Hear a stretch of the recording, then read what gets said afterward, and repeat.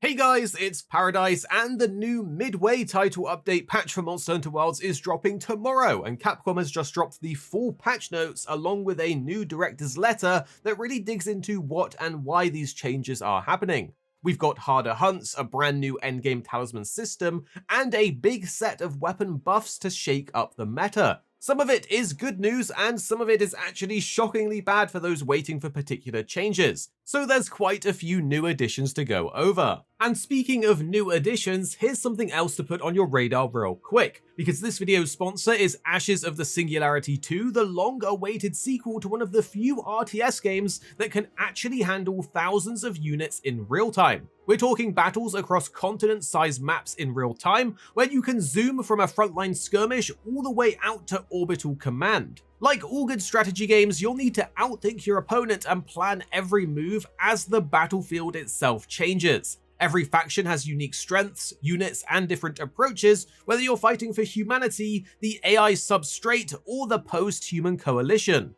With a story-driven campaign set just 6 years from now in 2031, plus co-op and competitive multiplayer, Ashes 2 is shaping up to be an epic RTS experience that we've been craving for years. So click the link down below to wishlist it now, because you're going to want to keep this one on your radar. Going back to Monster Hunter, first up we have a big new endgame change, which is that 9-star monsters are here, and we've learned that you need to be HR 100 and above to fight them. Capcom admits that tempered monsters at launch didn't quite match the endgame challenge that veterans expected, so they've fine-tuned monster parameters to make sure these hunts are genuinely tough. With that in mind, the armor upgrade limits for rarity 5+ weapons have also been raised, melee effects will now last longer, and there's a better chance to see apex predators regardless of the weather state. For example, Raydao and New Udra can now spawn in the Wounded Hollow, and Lagiacrus, or Lagiacrus depending how you want to say it, will join that pool in future updates.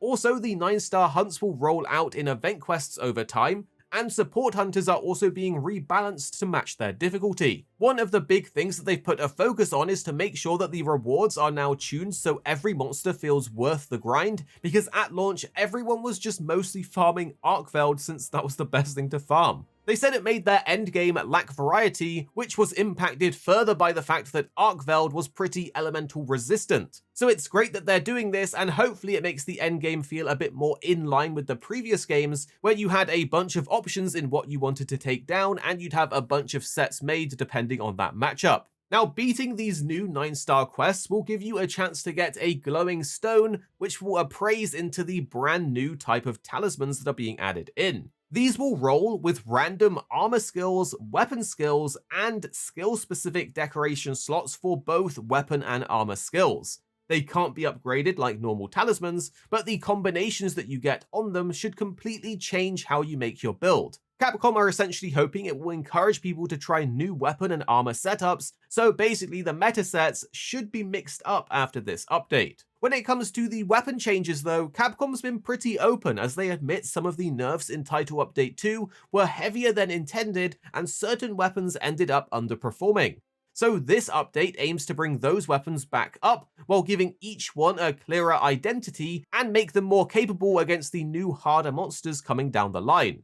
11 weapon types are getting buffs, with the Sword and Shield, Charge Blade, Light Bowgun, and Heavy Bowgun directly having some of the Title Update 2 nerfs rolled back. So let's go through weapon by weapon. Greatsword players are getting a nice mix of faster combo flows and damage buffs. Chaining into key moves like True Charged Slash or Tackle will be smoother, leaping wide slash transitions faster, and most of the big charged attacks have had both their raw and elemental damage bumped up. For the longsword, it's a smaller change here, but an important one. EI Spirit Slash is now quicker to trigger after Special Sheath, and the timing window to land it is a bit more forgiving.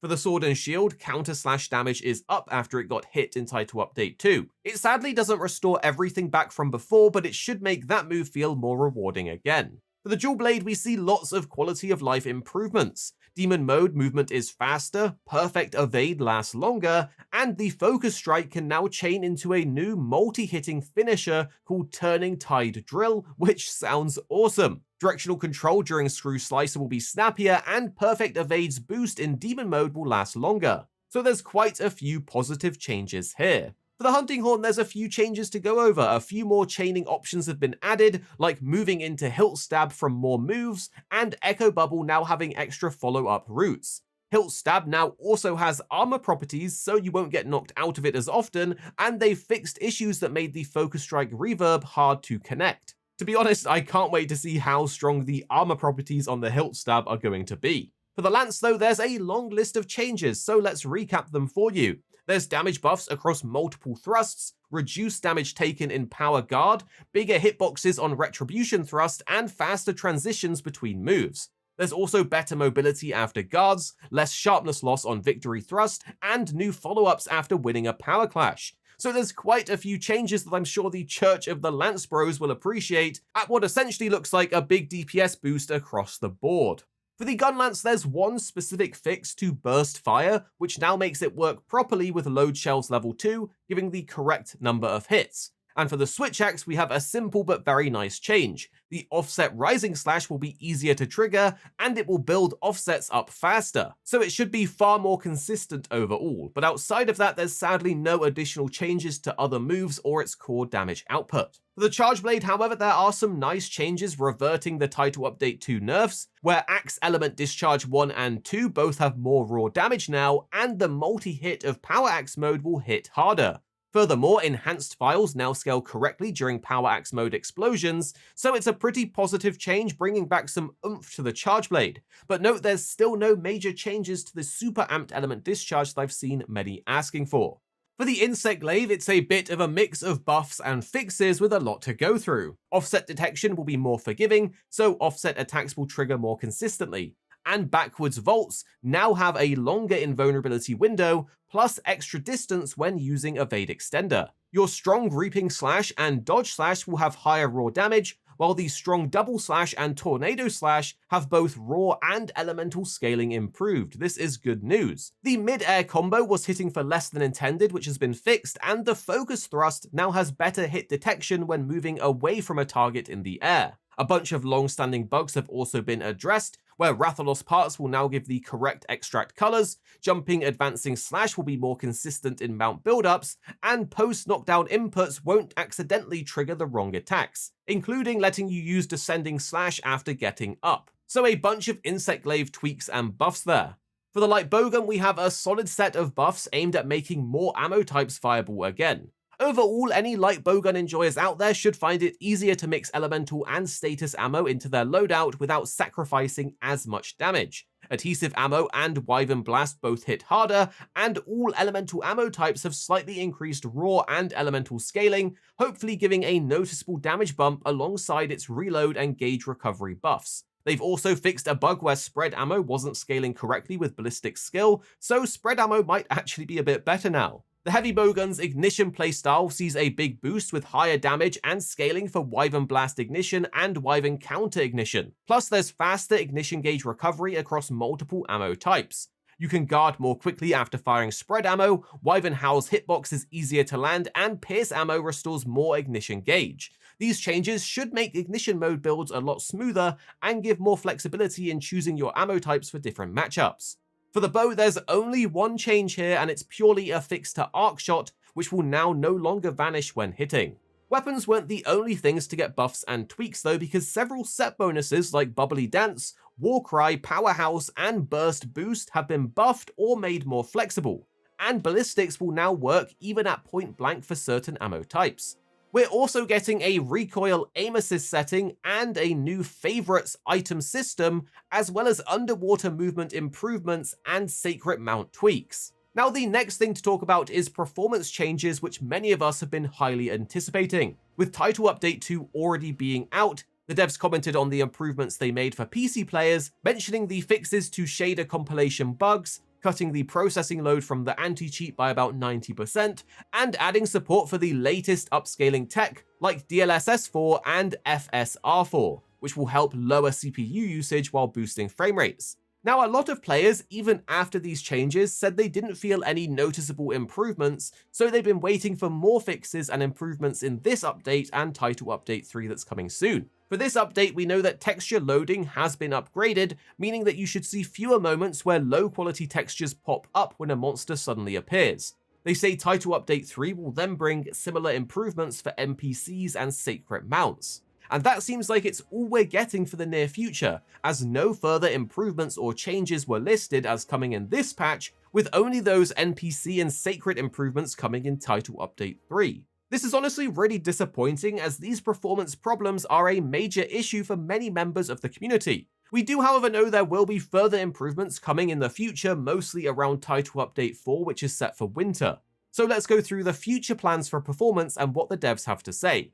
They note that higher native frame rates naturally use more CPU power. So if you've got your frame rate uncapped or set very high, you can expect your CPU to work harder. So limiting your frame rate to suit your hardware can help avoid unnecessary strain. They also know that some players are concerned about long play sessions putting stress on certain CPUs with known stability issues.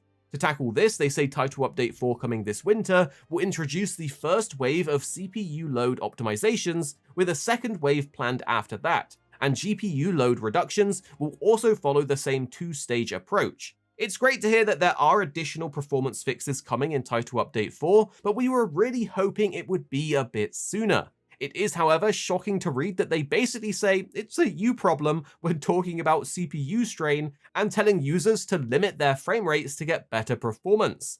This approach would be acceptable if we were playing something like Crysis back in the day when it launched, when it was graphically insane for its time and generations ahead of itself. But the visual suite of Monster Hunter Wilds is in line with many open-world multiplayer games that we've already seen have good performance on similar hardware. When looking to the future though, Title Update 3 will be coming at the end of September, and it will add an additional monster, a new festival, various improvements, and more endgame content. While in the winter, Title Update 4 will bring more monsters, another festival, and they're considering a new endgame weapon feature.